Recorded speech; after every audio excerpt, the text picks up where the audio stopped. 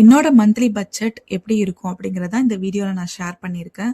So இது வந்து நிறைய பேருக்கு யூஸ்ஃபுல்லாக இருக்கும்னு நினைக்கிறேன். பிகாஸ் நீங்கள் மணி சேவ் பண்ணணும், இன்வெஸ்ட்மெண்ட் பண்ணணும், அதெல்லாம் இறங்கிட்டீங்கனாலே கண்டிப்பாக வந்து மந்த்லி பட்ஜெட் அப்படிங்கிறது உங்கள் கையில் இருக்கணும்.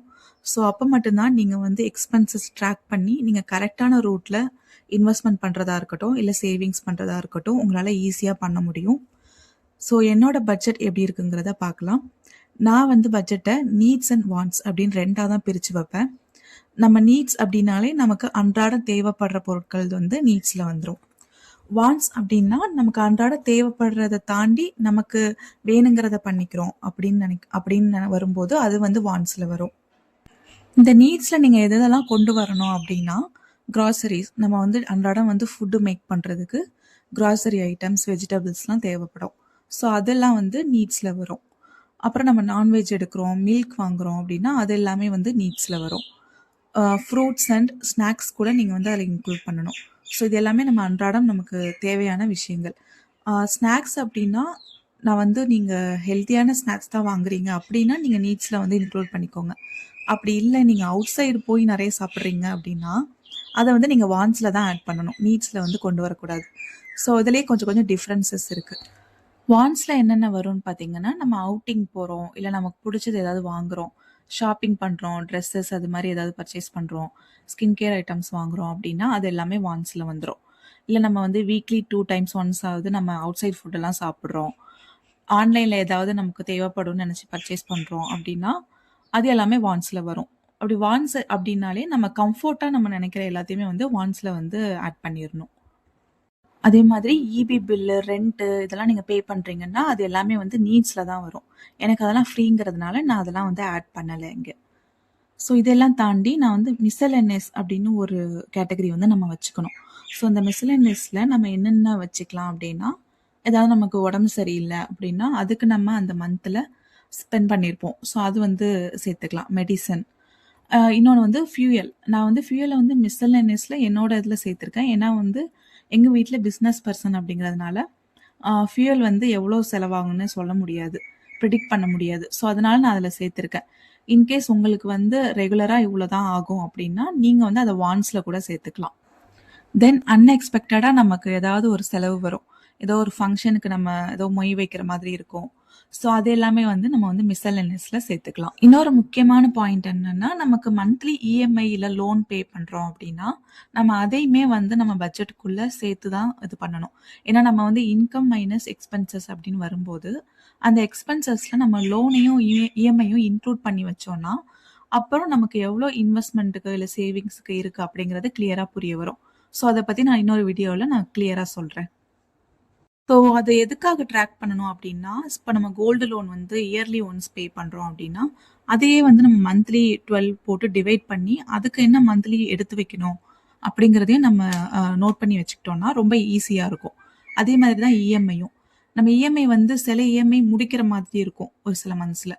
ஸோ அதை நம்ம கரெக்டாக ட்ராக் பண்ணும்போது தான் எப்போ முடியுது, அந்த அமௌண்ட்டை வேறு என்ன பண்ணலாம் முடியும் போது அப்படிங்கிறத நம்ம கரெக்டாக ப்ரிடிக்ட் பண்ண முடியும். ஸோ என்னோட பட்ஜெட்டில் இப்போது எவ்வளோ செலவாகும் அப்படிங்கிறத பார்க்கலாம். நீட்ஸ் அண்ட் வாண்ட்ஸுக்கு தனித்தனியாக பார்க்கும்போது எவ்வளோ செலவு இருக்கும், அதை வந்து எப்படி நம்ம வந்து மினிமமாக பண்ண முடியும். நம்ம வந்து ரொம்ப எக்ஸ்ட்ரீமாக கஞ்சத்தனமாகவும் எதுவும் பண்ணக்கூடாது, அதே சமயம் ரொம்ப எக்ஸ்ட்ரீமாக செலவும் நம்ம பண்ணி வேஸ்ட் பண்ணக்கூடாது. அப்படின்னு பார்க்கும்போது நம்ம நீட்ஸில் என்னென்ன கொண்டு வரலாம். ஒரு பேசிக்கான பட்ஜெட், ஒரு 4 மெம்பர் ஃபேமிலி, 2 பேர் இருக்கோம், 2 கிட்ஸ் இருக்காங்க அப்படின்னா அதுக்கு வந்து இந்த பட்ஜெட் ரொம்பவே போதுமானதாக இருக்கும். மளிகை சாமான் பர்ச்சேஸ் வந்து நான் எப்போவுமே வீக்லி ஒன்ஸ் வந்து பண்ணுவேன். இல்லை இடையில ஏதாவது தேவைப்படுது அப்படின்னா இடையில வந்து நான் கடையில் போய் வாங்கிப்பேன். பட் நான் மொத்தமாக மாலில் போய் வாங்குறது, இது மாதிரி பல்க் பை பண்ணுறது பண்ணவே மாட்டேன். ஸோ எனக்கு கிராசரிஸ் எடுத்துக்கிட்டால் வீக்லி ஒரு 500 தேவைப்படும். ஸோ அதை டோட்டல் பண்ணும்போது ஒரு 2000 எனக்கு கிராசரிஸ்க்கு தேவைப்படும். வெஜிடபிள்ஸ் அப்படின்னு பார்க்கும்போது எனக்கு ஒரு 1000 ரேஞ்சுக்குள்ளேயே எனக்கு வந்துடும். ஏன்னா நான் எப்போவுமே வீக்லி சந்தை நடக்கும் எங்கள் ஊரில். ஸோ அதனால நான் அந்த சந்தையில் தான் மேக்ஸிமம் வந்து வாங்கிப்பேன். அதில் வந்து கீரை எல்லா காயுமே கிடைக்கும். ஸோ அதனால அது எனக்கு ரொம்ப பெனிஃபிட்டாக இருக்கிற மாதிரி தோணுது. அதில் தான் நான் எப்போவுமே வந்து பர்ச்சேஸ் பண்ணுவேன். அப்படி அது காய்கறி இடையில தீந்துருச்சு அப்படின்னா பக்கத்தில் உள்ள கடைகளில் போய் வாங்கிப்பேன். நான்வெஜ் அப்படின்னு எடுத்துட்டோன்னா வீக்லி ஒன்ஸ் வந்து கண்டிப்பாக எடுப்போம். சில டைம் வந்து வீக்லி ட்வைஸ் கூட வாங்குவோம். சம்டைம்ஸ் வந்து மாமனார் வீட்ல சாப்பிடுற மாதிரி இருக்கும். ஸோ அந்த டைம்ல வந்து மிச்சமாகும் அப்படின்னா, ஸோ 1000 டூ 1500க்குள்ள எனக்கு வரும். ஃப்ரூட்ஸ் அப்படிங்கிறது நான் கண்டிப்பா வந்து வீக்லி ஒன்ஸ் ஆவது வாங்குவேன். எனக்கு வீக்லி ஒன்ஸ் வந்து ஒரு 300 டூ 400 வரும். ஸோ அது வந்து ஒரு 1500 டோட்டலா மந்த்லி வரும். ஸ்நாக்ஸ் அப்படின்னா எனக்கு கிட்ஸ் இருக்கிறதுனால, ஸ்நாக்ஸ் ஐட்டம்ஸ் வந்து கொஞ்சம் பிஸ்கட்ஸ் இது மாதிரி வாங்குற மாரி தான் இருக்கும்.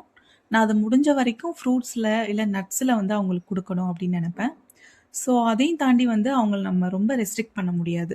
ஸோ அதனால அதுக்கு ஒரு 1000க்குள்ளேயே நான் கொண்டு வர மாதிரி பார்த்துக்குவேன். ஸோ இதுதான் அந்த நீட்ஸ். இது எனக்கு டோட்டலா இந்த ஃபுட் ஐட்டம்ஸ் இதெல்லாம் சேர்த்து ஆ த 6500 டூ 7000 வரும். இது சம்டைம்ஸ் வந்து நான் ரொம்ப மினிமல் ஆக்கி 5000 கூட எனக்கு வந்திருக்கு. அது எப்படி நான் குறைக்க ட்ரை பண்ணுவேன்னா, வேஸ்ட் எதுவுமே ஆகாத மாரி பார்த்துக்குவேன். ஸோ ஏற்கனவே நான் ஒரு வீடியோ வந்து பண்ணியிருக்கேன். உங்களுக்கு தேவைப்பட்டா நீங்க போய் செக் பண்ணி பார்க்கலாம். நம்ம வந்து கிச்சன் எக்ஸ்பென்சஸ் வந்து எப்படி குறைக்கலாம், ஜீரோ வேஸ்ட் எப்படி வந்து நம்ம பண்ணிக்கலாம் கிச்சன்ல அப்படிங்கிறத பண்ணியிருக்கேன். ஸோ உங்களுக்கு தேவைன்னா செக் பண்ணி பாருங்க. கிச்சனில் வந்து ரொம்ப மினிமலிசமாக ஹேண்டில் பண்ணுறோம், வேஸ்ட் மேனேஜ்மெண்ட் வந்து கரெக்டாக பண்ணுறோம் அப்படின்னாலே நிறைய எக்ஸ்பென்சஸ் வந்து நம்ம தவிர்க்க முடியும். ஸோ அது பண்ணும்போது எனக்கு வந்து பேசிக்காக ஒரு 5000 கூட எனக்கு போதும் அப்படிங்கிற ரேஞ்சில் இருக்கும்.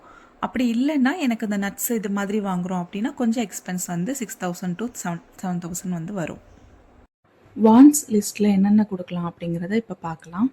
என்னோடய வான்ஸ் வந்து நான் மேக்ஸிமம் கம்மி பண்ணுறதுக்கு தான் பார்ப்பேன். சம்டைம்ஸ் இது அதிகமாகவும் ஆகலாம், சம்டைம்ஸ் கம்மியாகவும் ஆகலாம். பட் நான் எவ்ரி மந்த் வந்து இதுக்கு ஒரு ட்ரிக் வந்து ஃபாலோ பண்ணுவேன். எனக்கு வேணுங்கிறத நான் வாங்காமலும் இருக்க மாட்டேன். அதே சமயம் நான் ஓவர் ஸ்பெண்டும் பண்ண மாட்டேன். அதோட ட்ரிக்ஸை வந்து நான் இன்னொரு வீடியோவில் கிளியராக சொல்கிறேன். ஸோ வான்ஸில் வந்து அவுட் சைட் வெளியில் போகிறோம், அவுட்டிங்லாம் போகிறோம் அப்படிங்கும்போது அதுக்கு நான் ஒரு 2000 அப்படிங்கிறத நான் வச்சுருக்கேன். இது கொஞ்சம் எக்ஸ்ட்ரா கூட ஆகலாம், பட் மினிமம் வந்து 2000 வந்து ஆகும். ஒரு சினிமாவுக்கு போகிறோம், இல்லை வெளியில் சும்மா கிட்ஸை கூட்டிகிட்டு போகிறோம் அப்படின்னா அதுக்கான செலவு மந்த்லியில். நெக்ஸ்ட்டு நமக்கு ஏதாவது தேவைப்படுறது வாங்கிக்கிறது. ஒரு ட்ரெஸ்ஸாக இருக்கட்டும், இல்லை ஸ்கின் கேர் ப்ராடக்டாக இருக்கட்டும், இது மாதிரி நமக்கு தேவையானதை நமக்குன்னு ஸ்பெண்ட் பண்ணிக்கிறது.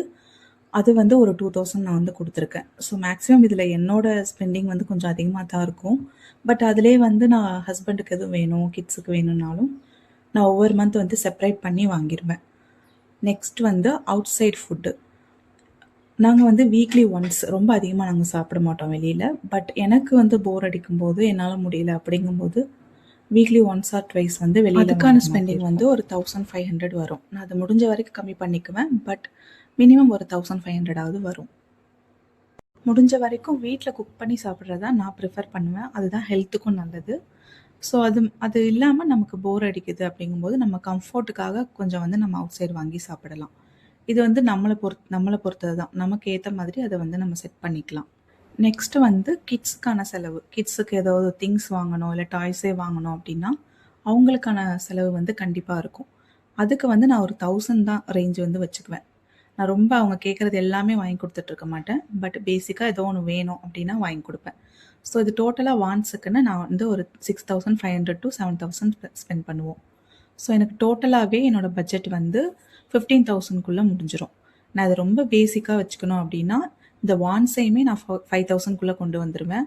ஸோ டோட்டல் பேசிக்கான ஒரு பட்ஜெட் வந்து எனக்கு 10,000ல் ஒரு வீட்டை ரன் பண்ணுறதுக்கான ஒரு அமௌண்ட் வந்து எனக்கு கரெக்டாக இருக்கும். இதோட கண்டினியூஷன் வந்து பார்ட் 2 வீடியோவில் பார்க்கலாம்.